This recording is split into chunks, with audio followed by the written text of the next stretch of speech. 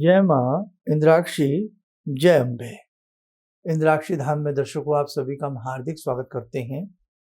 आज के दिन जिन जातकों का जन्म दिवस है, मैरिज एनिवर्सरी है, उन सभी को हमारी तरफ से बहुत बहुत शुभकामनाएं। हर व्यक्ति अपनी संतान को लायक बनाना चाहता है, बहुत अच्छे से उन्हें पढ़ाना लिखाना चाहता है, लेकिन उसके बावजूद भी कई बार बच्चे बहुत चंचल होते हैं कि पढ़ने का नाम नहीं लेते। सारी सुविधाएं होने के बाद भी बच्चा पढ़ने को तैयार नहीं होता। और ये भी आप जानते हैं कि कई बार बच्चों को डांट के, फटकार के सारी चीज़ों में देख लिया जाता है, लेकिन बच्चा मानने को तैयार नहीं होता। क्या जन्म पत्रिका या हाथ की रेखाएं कुछ मदद कर सकती हैं इस मामले में? आइए जानते हैं और क्या उपाय करना चाहिए। पहले आज का पंचांग देख लेते हैं।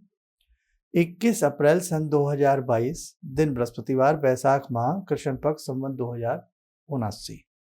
तिथि आज पंचमी है, नक्षत्र मूल है, राहु काल 1:30 से 3, दिशा सूल दक्षिण दिशा। जन्मे जातक गणमूल नक्षत्र की श्रेणी में होंगे। पहले यही बात बता देते हैं, जब भी आप अपने बच्चे की जन्म पत्रिका बनाते हैं और बच्चा आपको लगता है कि आपका बेटा या बेटी 5 साल के हैं, 6 साल के हैं, 10 साल के हैं, तो प्रयास किया करें, यदि गंडमूल है तो उनकी शांति जरूर बचपन में ही करा देनी चाहिए। देखो, ये ज्योतिष स्वतंत्र विद्या है और ये वास्तव में बहुत अच्छे से कार्य करती है। इस विद्या को, ये किसी विद्या किसी विशेष धर्म या किसी जाति के लिए नहीं है। इस विद्या से कोई भी लाभ उठा सकता है। जैसे सर पे लगा हुआ फैन, पंखा, इसे किसी जाति से, किसी धर्म से लेना देना नहीं है। जो भी इसके नीचे बैठ करके इसकी हवा लेना चाहे वो ले सकता है। ऐसे ही ज्योतिष विद्या है, जो इस विद्या से लाभ उठाना चाहे वो उठा सकता है। ये गलतफहमी है कि ये विद्या केवल सनातन धर्म तक सीमित है। ये असीमित विद्या है। देश में विदेश में इस विद्या से कोई भी लाभ ले सकता है। ठीक है, तो सबके लिए है, सबके लिए ये विद्या हमारे ऋषियों ने, मुनियों ने सबके लिए बनाई है। अब वो बात अलग है कि आप जब किसी को अपनी जन्म पत्रिका दिखाते हैं तो आपके भाव कैसे हैं। अब तो ऐसा नहीं है कि केवल ब्राह्मण ही इस विद्या को कर रहे हैं। अब तो करीब करीब हर बिरादरी से संबंधित, हर जात से संबंधित स्कूल खुले हुए हैं। वो आराम से इस विद्या को सीख सकते हैं, फिर इस विद्या से वो सबको लाभ दे सकते हैं। खैर, अब मैं अपनी मेन बात पर आता हूँ कि हम कोशिश ये करें, बच्चा अगर छोटी स्थिति में है, 5 साल, 10 साल, 15 साल तक भी प्रयास किया जाए कि गंडमूल जो नक्षत्र होते हैं, 6 नक्षत्र होते हैं गंडमूल के, तो आपको पता लग जाए, आपके जिनसे भी आपने कुंडली दिखाई है कि उन्होंने कहा आपका बच्चा गंडमूल नक्षत्र की श्रेणी में है, एक तो पहले उसकी पूजा जरूर करा देनी चाहिए पूर्ण विधि और विधान से। ठीक, ये भी एक विद्या की प्राप्ति के लिए सुगम उपाय है। दूसरा, आपका बच्चे का पंचम भाव कैसा है। जन्म पत्रिका किसी को दिखा रहे हैं, पंचम भाव और बच्चे का लगन, ध्यान रखना, लगन कुंडली का प्रथम भाव होता है। ये आपको बता भी देता हूँ थोड़ा सा एक कुंडली के माध्यम से। देखो, ये कुंडली आपके सामने बनी है। इस कुंडली में जहां ये तीर का निशान है, ये प्रथम भाव है। कौन सा? ये प्रथम भाव है। इसे हम लगन कहते हैं। और ये कुंडली का पंचम भाव है। ये सबके लिए, चाहे लड़का है, लड़की है, आप किसी भी एज के हैं, सबके लिए ये पंचम भाव पंचम ही रहता। पंचम भाव बुद्धि, विद्या, ठीक है, और पेट का सूचक है। लगन जो है प्रथम भाव, वो आपके स्वभाव को प्रकट करता है। आपके शरीर की कद काठी कैसी है, आपका रूप कैसा है, उसको प्रदर्शित करता है। स्वभाव भी बहुत बड़ी चीज है। बच्चा होशियार है, दिमाग का तेज है, लेकिन मन नहीं है, उसका स्वभाव होता ही नहीं कि मैं पढ़ूं, मैं फेल ना हो जाऊं। इस प्रकार की चीजें उसके स्वभाव में आ ही नहीं पाती, लापरवाही रहती है। पंचम भाव में बेमेल स्थिति के ग्रह बैठ जाएं, अब सबके एक से ग्रह तो बैठ नहीं सकते पंचम भाव में, शत्रु राशि के ग्रह बैठ जाएं, विपरीत ग्रह बैठ जाएं, तो बच्चा पढ़ाई में संतुष्टि नहीं दे पाएगा परिवार वालों को। अब बच्चे की भी गलती नहीं है, पूर्व जन्म के ग्रह ऐसे उसके लिखवा करके बुलाया है। तो ऐसी स्थिति में कारण तो ये है, कहीं बच्चा गणमूल नक्षत्र में तो नहीं, कई बार स्वयं किस नक्षत्र में है उसका प्रभाव मामा के ऊपर, दादी के ऊपर, स्वयं के ऊपर, विद्या के ऊपर किस पे आ रहा है ये देखना जरूरी है। पंचम भाव बच्चे का कैसा है, बच्चे का तनु लगन भाव बच्चे का कैसा है, ये सारी चीज देखना जरूरी है। बच्चे का चंद्रमा और बच्चे का सूर्य और बृहस्पति कैसा है, या पंचम भाव का जो लॉर्ड ग्रह, ऑनर ग्रह, वो किस स्थिति में है आपकी जन्म पत्रिका में बच्चे की, ये सारी चीजें डिपेंड करती हैं। बच्चे को पीटना, बच्चे को हद से ज्यादा डांटना, धमकाना, ये सही नहीं है। देखो, कोमल बच्चे होते हैं, उनके मन में भय नहीं बिठाना चाहिए। बच्चे को मित्रता के साथ मित्रवत बन करके हम बच्चे को अच्छा सुझाव दें, अच्छे से समझाने का प्रयास करें, बच्चे को भी समझें और बच्चे की मन स्थिति को समझ करके फिर हम उसकी विद्या के लिए उसको आगे बढ़ाएं। आज हालात कैसे हैं कि बच्चे का वजन 15 किलो है और बच्चे की किताबों का वजन 20 किलो है।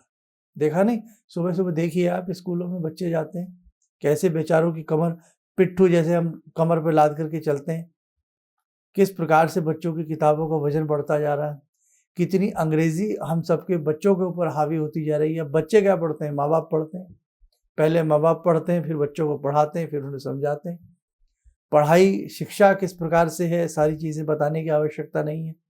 फीस बच्चों की कितनी महंगी है, जो किताबें 50 पेज की, 100 पेज की किताबें कितनी महंगी हैं, तो सब कुछ महंगा है। और उस महंगाई में भी बच्चा ना पढ़ के दे तो कितना मन दुखता है ना।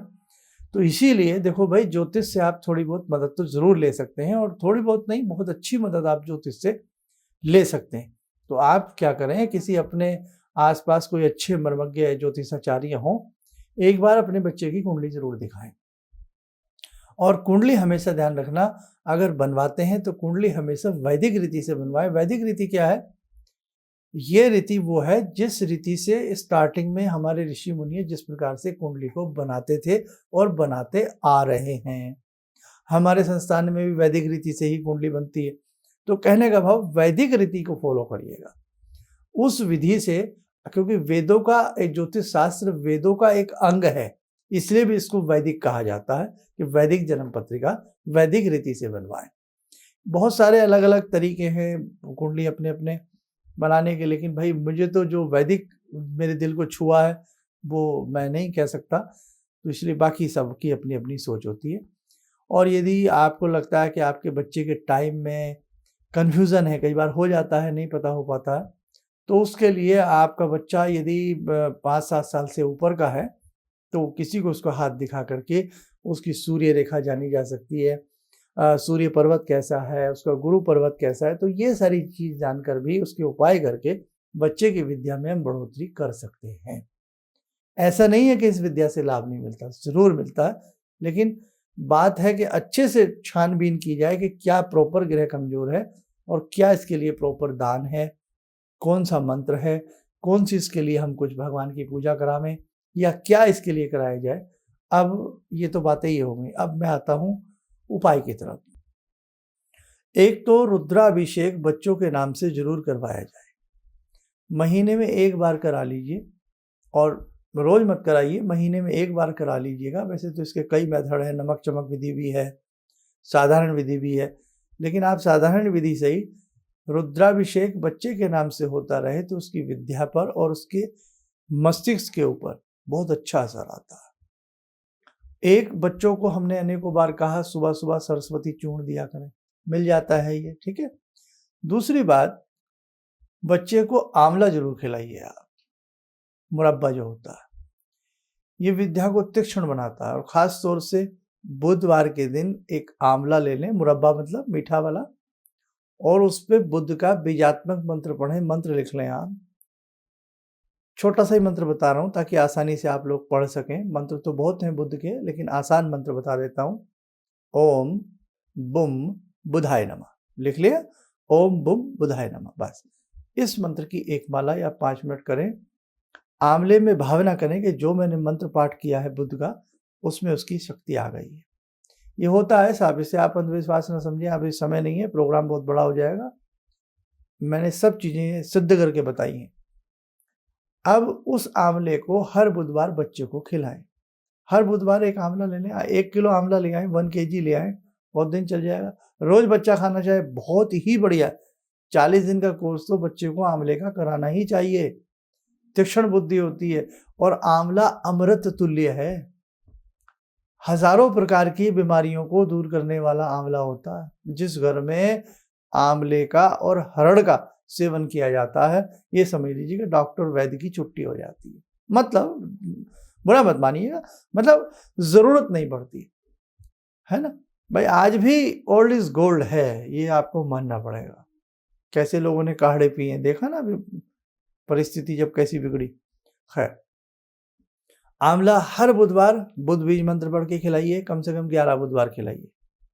दूसरी बात, हर बृहस्पतिवार बच्चे के जुपिटर माउंट पर, सीधे हाथ के ये जुपिटर माउंट होता है, इंडेक्स फिंगर के नीचे हल्दी का तिलक ओम गुरुवे नमः बोल करके लगाइए। मस्तक पे लगा सको तो बहुत अच्छी बात है, नहीं तो यहाँ तो लगाना ही लगाना है। हर रविवार बच्चे का हाथ लगवा कर या बच्चे से 5 बार गायत्री मंत्र पढ़वा करके सूर्य को जल दीजिए। छोटे छोटे उपाय है, बच्चे की विद्या में जरूर लाभ मिलेगा। सरस्वती मंत्र हैं, अनेकों प्रकार के हैं। ओम एम वान्य स्वाहा, वद वाग्वादनई स्वाहा, अनेकों प्रकार के मंत्र हैं। ओम ह्रीं सरस्वती नमः। कोई भी सरस्वती का मंत्र बच्चे से पढ़ाइए या उसके नाम से 5 मिनट पढ़ के कटोरी में जल रख लें, दूध रख लें, वो बच्चों को पिलाएं। कोई सरस्वती का आसपास मंदिर हो, उस मंदिर में सोमवार के दिन 11 सोमवार बच्चे के हाथ से या लगवा करके सफेद पुष्प चमेली के महकते हुए और सफेद मिष्ठान भगवती सरस्वती को अर्पण करवाएं, शारदा को अर्पण करवाएं। बच्चे की विद्या में जरूर बढ़ोतरी होगी। चांदी का कड़ा पहना सकते हैं, चांदी का चंद्र यंत्र बच्चे के गले में पहना सकते हैं, बुद्धि के ऊपर अच्छा परिवर्तन आएगा। अब बात कुछ और विशेष है कि पंचम भाव के स्वामी कौन है, पंचम भाव में ग्रह कौन है, लगन के ग्रह कैसे हैं, लग्नेश कैसा है। उसके लिए ये तो मैंने सबके लिए बात बताई, लेकिन अधिक गहराई में जाने के लिए आप किसी मर्मज्ञ को कुंडली दिखावें, ठीक है। अब आइए, समय हो चला आज की ध्यान साधना का।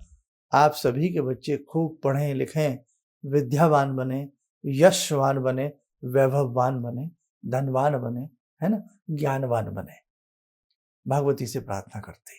ओम सिंदूरारुण विग्रहां त्रिनयनां माणिक्यमूले स्फुरात् स्तारानायकशेखरं स्मितमुखी भापेन वाक्षोरुवां पाणिभ्यामलपूर्णरत्नचषकां रत्नोत्परां बिभ्रति सौम्यां रत्नघटस्थरक्तचरणां ध्यायेत् पराम् अम्बिकां खड्गं चक्रगदेषु चापपरिगान् शूलम्बुशुण्डिं शिरा शङ्खं संदधतीं करे स्त्रीनयनां सर्वाङ्गभूषावृतां नीलासमद्युतिमास्य पाददशकां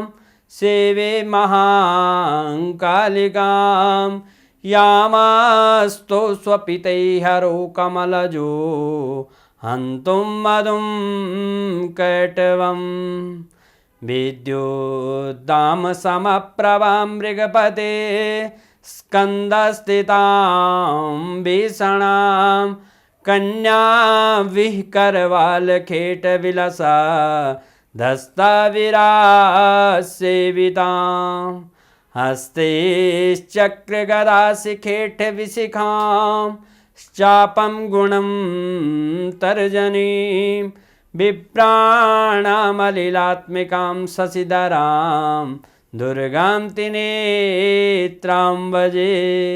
कवच बना लें, ध्यान करें, भगवती का शुभ आशीष सभी को प्राप्त हो रहा है।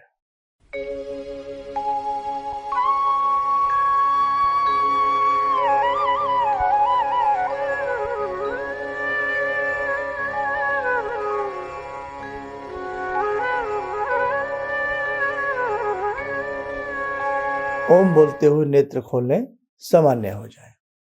देखो साधकों, जिन जिन बच्चों की या साधकों की वैदिक जन्म पत्रिकाएं संस्थान में बनने के लिए आई हुई हैं, करीब करीब सभी की भेज चुके हैं। जिनकी रह गई है, शीघ्र से शीघ्र हम उनसे बात करके उनकी भेजने का प्रयास करेंगे। हमारे संस्थान में एक प्रोसीजर है, जिसकी भी वैदिक जन्म पत्रिका बनने के लिए आती है तो पहले जब हम उसको अच्छे से तैयार करते हैं, बनाते हैं, उसके बाद फिर हम उनसे बात करते हैं।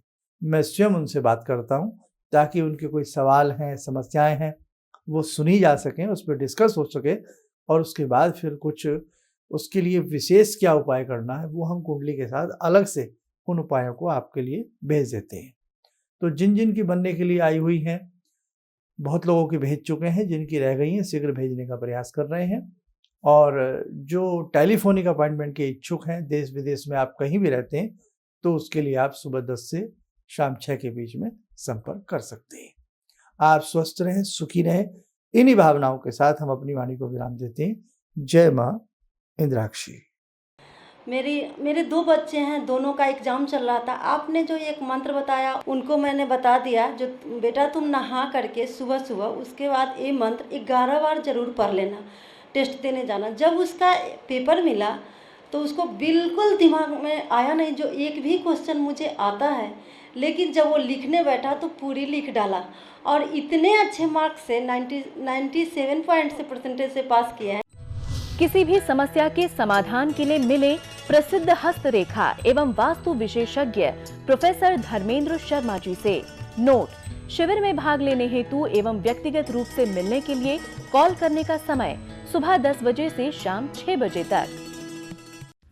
हमारे विभिन्न ज्ञानवर्धक कार्यक्रम देखने के लिए आप हमें अभी सब्सक्राइब करें, बेल आइकन को प्रेस करें ताकि आप देख सकें हमारा कार्यक्रम सबसे पहले। और अधिक जानकारी के लिए फेसबुक पेज को लाइक करना न भूलें।